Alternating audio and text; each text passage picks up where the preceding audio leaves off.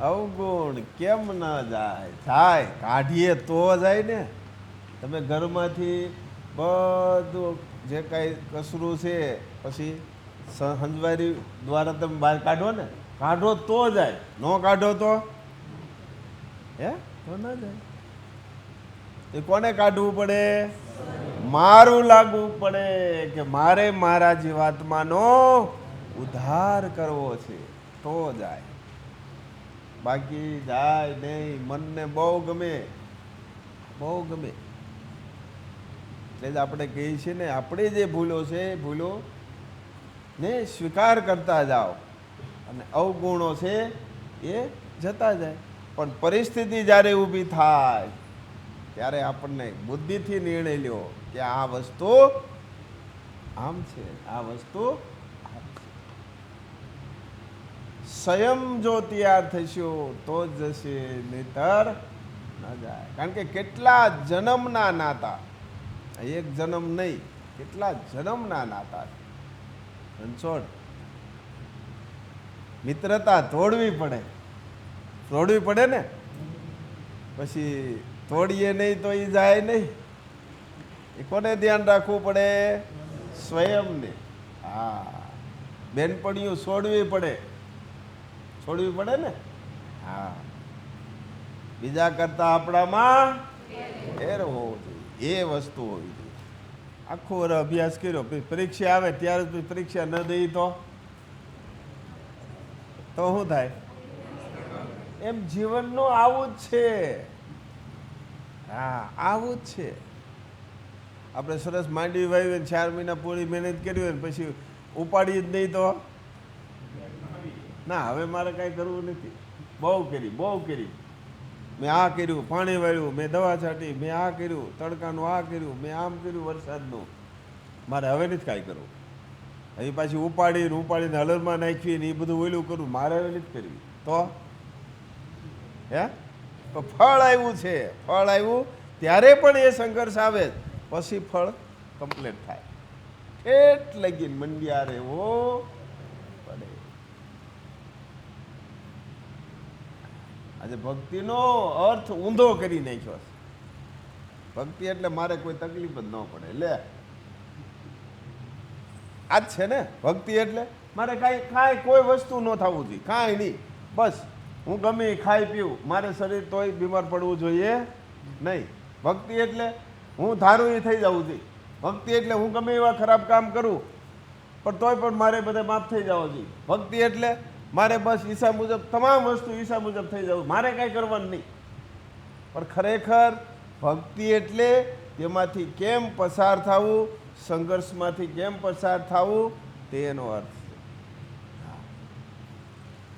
ભક્તિ એટલે સમજણથી જીવન જીવવું, સત્યની સાથે જોડાઈ રહેવું.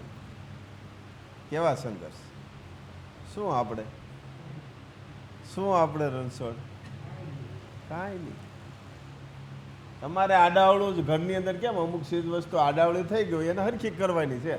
આ જ કરો. એમ જીવનની અંદર તમારું જે આડાવડું છે એને હરખું કરવાનું, હરખું જ કરવાનું છે. બાકી શું છે? ક્યાં શોકેસમાં મેકવી આ વસ્તુ, ક્યાં કબાટમાં મેકવી કઈ વસ્તુ, કઈ તિજોરી મેકવી, આ જ કરવાનું ને.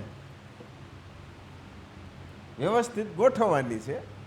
આ તો દેવું બહુ અઘરું.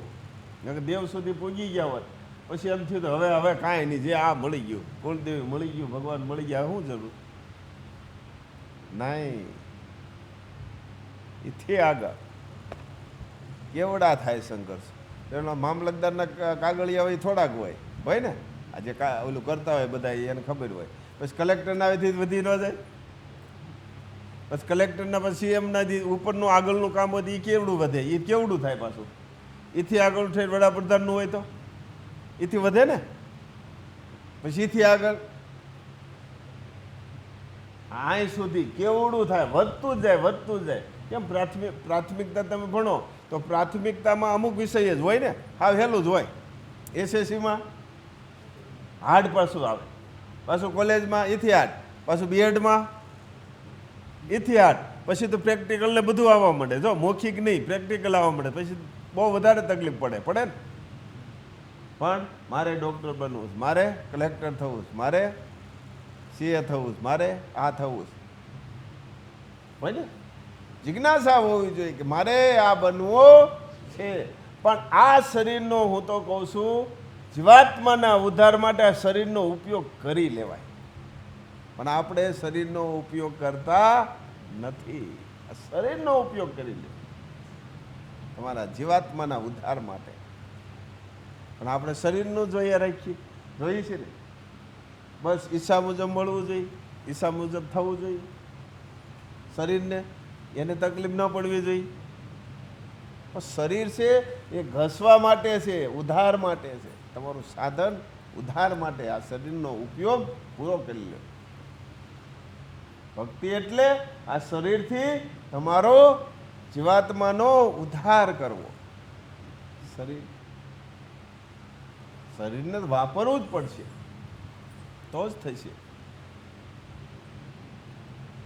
એટલે જ આપણે આહાર વિહારમાં ધ્યાન રાખવાનું, શરીરને તંદુરસ્ત રાખવાનું. કારણ કે જીવાત્માનો ઉદ્ધાર કરો. કારણ કે હથિયાર આપણે જો ગમે ગાડી આપણે કહી જાઓ, ફોર વ્હીલને કેવું ધ્યાન રાખીએ છીએ આપણે? શું કામ કે આ બિહારીને આપણે પણ લઈ જઈએ ને, તો આ જીવાત્માનો ઉદ્ધાર માટે આ ગાડીનું નહીં ધ્યાન રાખવાનું? હે, આ રાખવાનું તો જ થશે. હા, આ બધું આપણે ને આપણે મંથન કરવું પડે, મંથન કરવું પડે. જો મંથન થાય તો તમારી અંદરથી જ આ સાયન્સ છે, આ શરીર છે ને, આની અંદર બધી ટેકનોલોજી છે. જેવું તમારે બનવું ને એવું આ શરીર બનવા માંડે. હા, જેવું તમારે બનવું હોય તો, ન બનવું હોય તો કંઈ નથી. જો બનવું હોય તો આ તમને અંદરથી જ બધી પ્રેરણા મળવા મળી જાય. બધી સાપું છે, બધી સાપો અંદર પડેલી છે. કેટલાય જન્મોની કંઈક ને કંઈક થોડી થોડી થોડી થોડી બધી પડેલી જ છે ટેકનિક બધી. માએ સરસ મજાની રચના કરી છે આ શરીરની.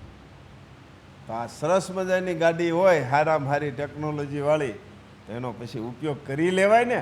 પણ ગાડીની કાળજી કોને રાખવી પડે? હા, સારું પેટ્રોલ પૂરવું પડે, એને ટાઈમે ટાઈમે સર્વિસ કરવી પડે, ટાઈમે ટાઈમે બધા એલામેન્ટ હરખું ધ્યાન દેવું પડે ને. આ બધું રોદા આવે તો પછી હળવી આવી, ગોદામાં ઘાય ટોપે ટોપમાં જવા દઈએ તો આવો પરિસ્થિતિ જ્યારે સંઘર્ષની આવે ત્યારે, હા, પછી અમુક સમયે હિલમાં તમે જતા હોય તો ગેર બદલાવવા પડે. પણ આપણે બસ ટોપે ટોપ, કાંઈ તકલીફ જ ન આવી. આ કઈ રીતે આ ભ્રમ બધો ઘરી ગયો છે, એ ભ્રમને દૂર કરો તો વાસ્તવિકતા બહાર આવશે, સત્ય બહાર આવશે. જય મા.